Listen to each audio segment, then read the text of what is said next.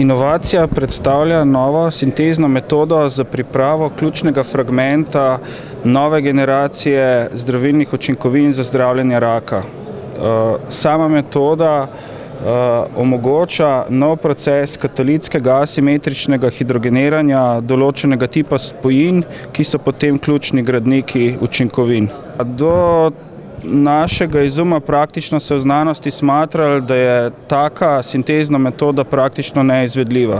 Se pravi, celotna znanstvena svetovna skupnost je smatrala, da se kaj takega ne da narediti. Mi smo s področja te inovacije, tega izuma vložili tudi 2 patentne prijave in pa objavili tudi članek v eni izmed najbolj priznanih svetovnih revij s področja kemije, ki se imenuje Angewandte Chemie. A se pričakuje, kdaj približno bi pa lahko izdelek prišel v uporabo?